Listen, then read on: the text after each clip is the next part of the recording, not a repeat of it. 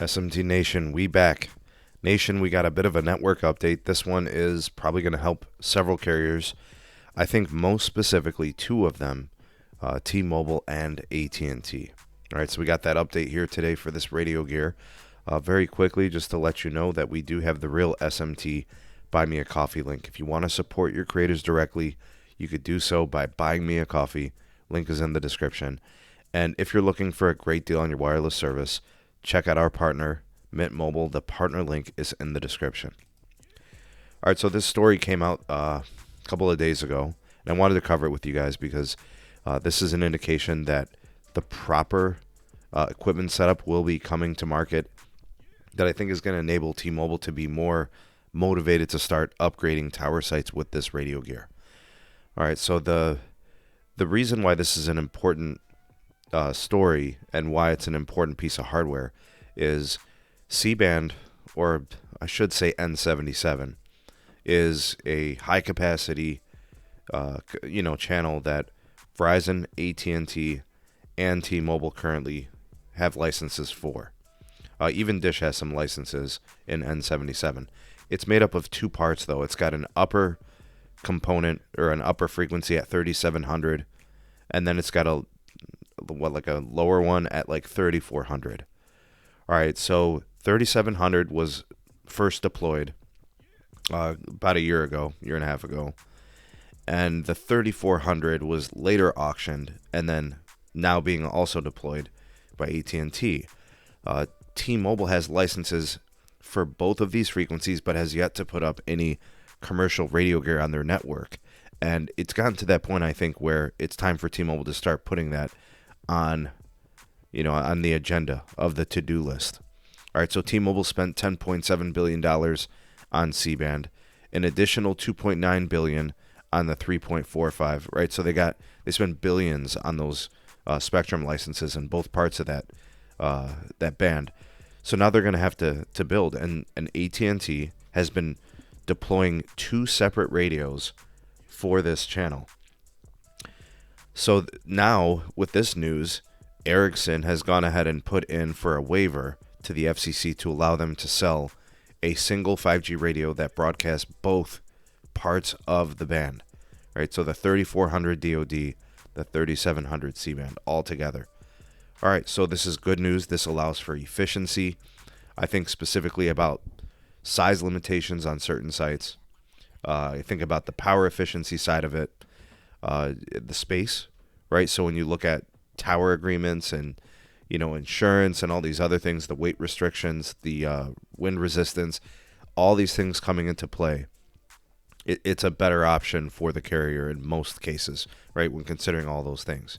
So Ericsson officials are probably very pleased with the outcome as the FCC cleared the waiver and is going to allow them to sell a combined frequency N77 radio.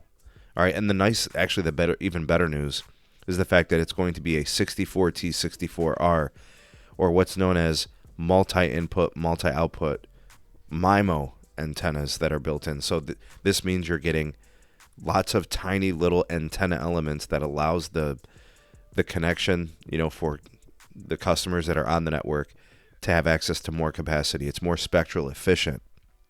So this is big. A very welcomed upgrade over the 32 antenna element arrangement that we've seen in other types of equipment. So this is great. All right, so Ericsson did a nice job to get this going. The FCC doing a nice job to clear it without any issues. And this is going to allow what I think more of a difference maker for T-Mobile, because T-Mobile's dropping their capex. They're trying to reduce their spending. They already have a bunch of radio gear up on tower sites. If you look at their towers, you'll see a really big antenna with a couple of radios, that go with that big antenna. That's all the stuff that's like 2100 frequency and lower. And then they've got their own, setup for the N41, the 5G UC, which is like either some combined antenna radio combo, or it'll be like an additional radio and antenna separate from each other, but specifically for the 2500. All right, so now they're going to go up there. They're going to probably add these in Ericsson markets. Unfortunately, Ohio is not an Ericsson market, for T-Mobile, so we're waiting on a Nokia solution. All right, that's the radio vendor here for T-Mobile. You're going to be seeing AT&T, for sites that they have yet to upgrade, they're going to be probably using this in their Ericsson markets too. Now, you notice that there's no talk about Verizon in this because Verizon doesn't own any licenses in the 3400 frequency. So they're just full scale, 3700. So this is not an issue for them. But again, I think 2024, this is going to be a thing, for T-Mobile. We'll notice it. They'll be upgrading sites. And this will be good. I think they're more motivated to upgrade, radio equipment, antennas, the gear, if they're getting some efficiency out of it, right? And I think that's something that's really important to T-Mobile when you see their CapEx dropping. I feel less concerned about AT&T because their CapEx is so much higher, and it doesn't seem to be dropping this year. But we'll see how this all plays out, and we'll see how it performs. And, it'd be good for T-Mobile, especially because they could use the additional capacity. In some places, I don't think they have the densest grids.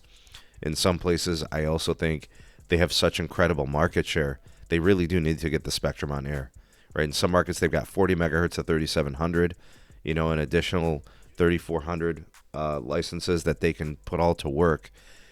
And the N41, we've seen it, right? We've seen instances where insane market share, home internet usage, growing mobile, customer base, Magenta MAX, all these things coming into play.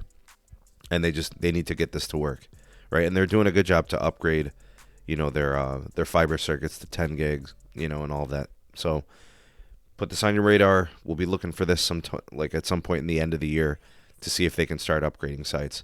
But you got to be in an Ericsson market, right? We don't know. We'll keep tabs if Nokia brings a solution to market.